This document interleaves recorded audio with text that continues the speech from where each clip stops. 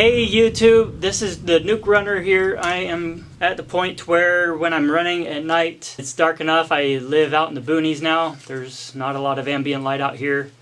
I'm not able to see that much. I've been running with this for 10 years and it's got to go because it's just not enough. And I need to replace this old Energizer LED headlamp.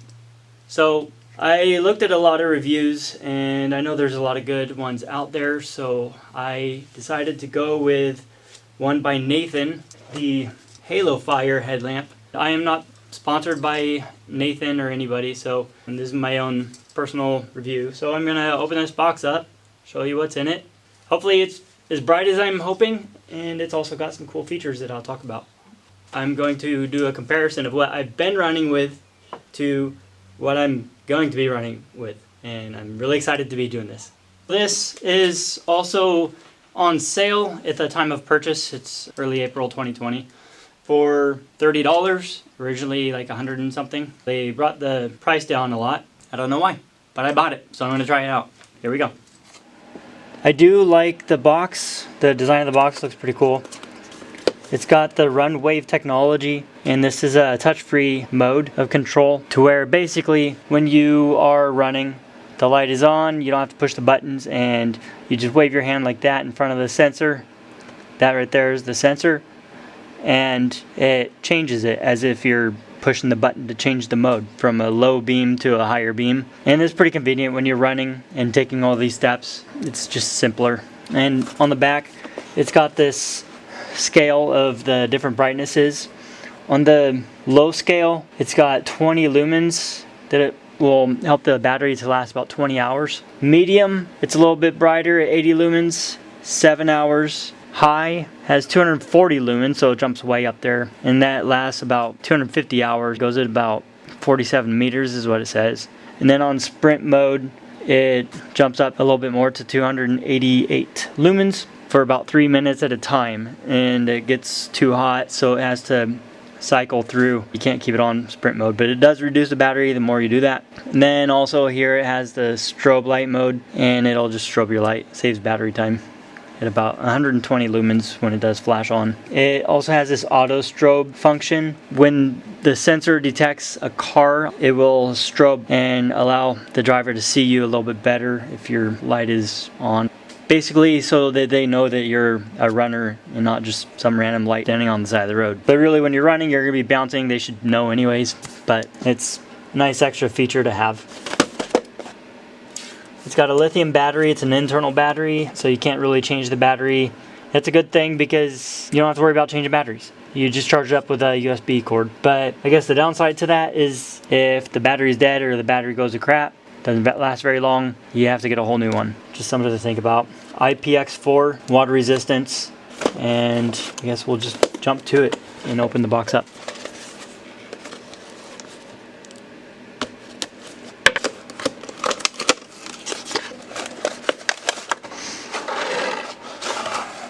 Okay, so here it is. Compared to my old light, which had changeable batteries and just wasn't as good. We got the cord, micro USB, and let's see here. So we've got the light and the instruction manual. Right here is the sensor.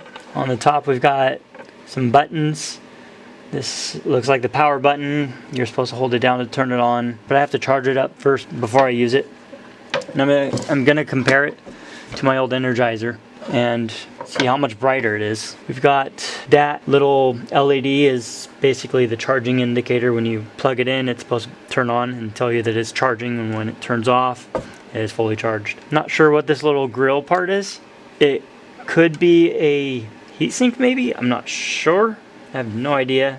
It is a little bit bigger than my old Energizer, but it's lighter weight. The headband is padded, especially in the front.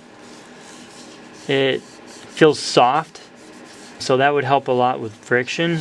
My old one just had this little foam piece here. It's really old, so the elastic's really bad on the band. But this band, I can tell it's a higher quality. It's a little bit thicker. than the Energizer. The Energizer is not a good one to compare to this because this is specifically a running headband and this isn't. But it's my only other headband that I can compare to.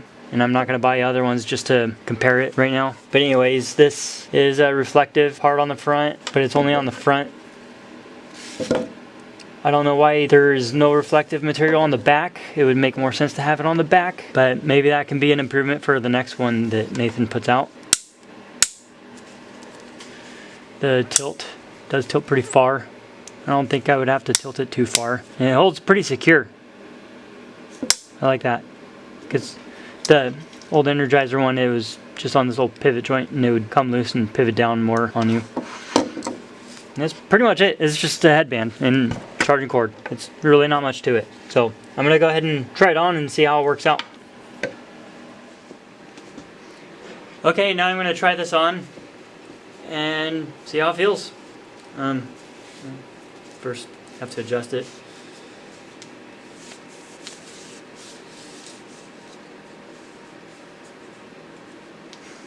Okay, so far, you know, it actually fits like a hat, kind of. My Energizer didn't, obviously, but it fits really snug. I don't feel any bouncing. And I don't think I'll ever need to run with it down that far. Probably about there. And it's actually really comfortable. I'm surprised. But that's basically it. And up next, I'm going to do a comparison. And I think I've already mentioned that this is not a good comparison, but we'll see. At least you'll get an idea. And we'll see how awesome this thing is. Alright, here we go. I'm going to turn off the light and we'll see what the difference is. Okay, so here we go with the Energizer, the one I was using before. It's got a red light, so here's the little red light. And the main light, and it only has one setting for the main light. And that's it. Now I'm going to do the Halo Fire. And that's the Halo Fire, the low beam. And the medium beam, and the high beam, and the sprint high mode. And I didn't really see much of a difference, just a little bit, but that part only lasts about 3 minutes anyways, and turn it off for 3 minutes, back to high mode. Sucks up more battery for just a little bit more light. I don't think I will be using that part much, but we'll see when I'm actually out on my runs. So again, oh, here's the strobe. And it looks like it's doing a pattern of strobing. So the low with the Energizer again. So Energizer, the low on the Nathan Halo Fire, medium on the Nathan Halo Fire, and the Energizer.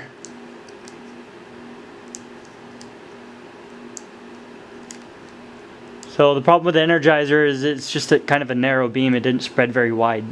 The Nathan Halo Fire spreads wider, but it's still pretty bright in the center. And the high, and you barely see the Energizer. And I get not only a lot of light out in front of me, but also more towards the side compared to the Energizer. It's just that little circle. And that was it. So I'm gonna love this.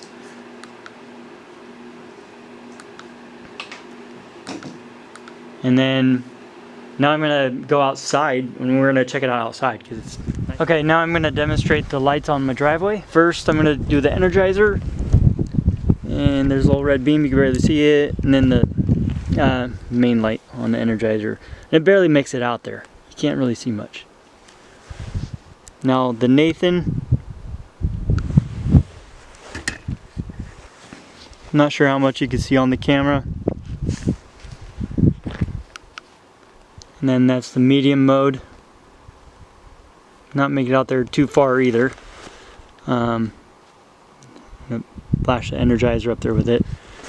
and then the high mode, and it's actually lighting up a lot. The camera's not picking up a lot, but it's actually really bright. And then sprint mode, I didn't really notice a difference. Oh, there's my RV slash tiny house that I used to live in. Okay, again, I'm gonna light up down my driveway, and I have a RV out there. So the Energizer, you can see it on the ground. It's not picking up on the camera, but it is kind of lighting up the tiny house. Okay, now the Nathan Halo Fire. It's on the low mode. You can't really see much, but it is spread a little bit. Medium, you can kind of pick up the tiny house. And then high, there it is. You pick it up, you can see it. And then sprint mode,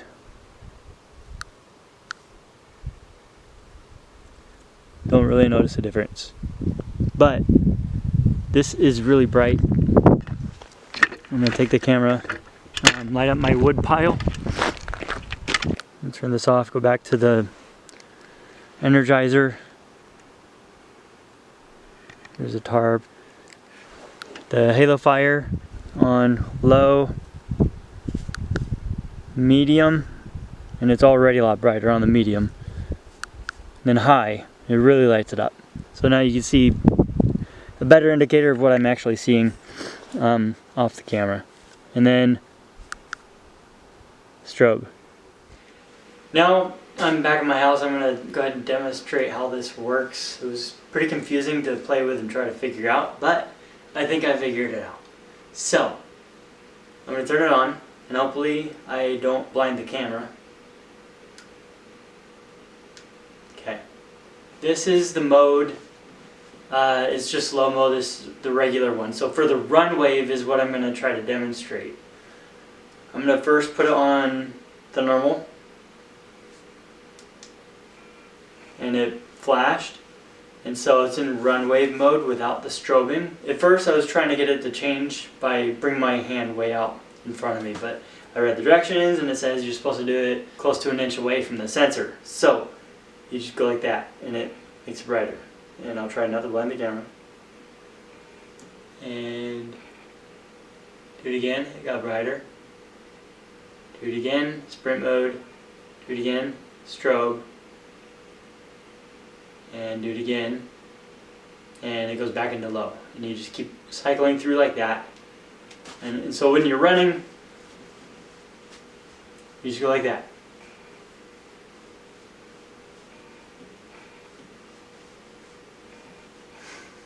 Okay, or something like that.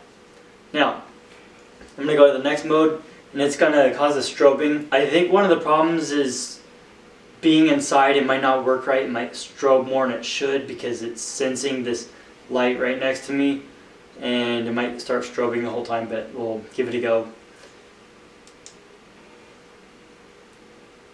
And yeah, so it's not even gonna change the brightness for me because it's sensing the lights in the house. So I'm gonna just take it off that and go ahead and turn it off. One thing I was doing outside is I was going through playing with it, because some of the reviews I read that when it's raining, sometimes the rain can cause the light to strobe, which I believe that if it's raining hard enough. Also, people were waving and it was strobing on them. And I figured out that when they're waving too far away, the light is reflecting on their hand. Their hand, from the sensor's perspective, looks like a headlight.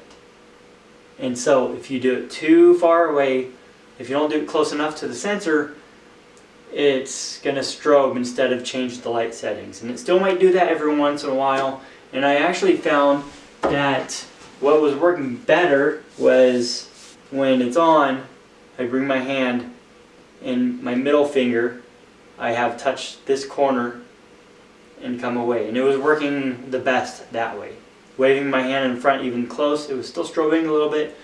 I can see how it could be getting annoying. So if you get one of these, or if you have one and you're trying to figure out how to use it, just try going like that softly. But if it's too touchy, it's probably just easiest not to use that automatic strobe function, and just use the other two modes. So that's my best advice. That's what I'm going to be doing if I have any problems with the constant strobing. I'm not going to complain about it.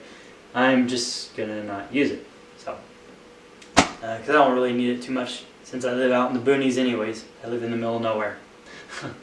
I did go outside and test it out again. Yeah, it worked fine. I'm going to love it. Paid $30 for it on sale. Originally $129. So, I mean, for how bright it is, and how lightweight and comfortable it is, and how good it works, and the extra function that I might and probably will use most of the time, yeah, totally worth it for me. Thank you for coming back to the Nuke Runner and watching my review on the Nathan Halo Fire headlamp. Please subscribe and come back for more.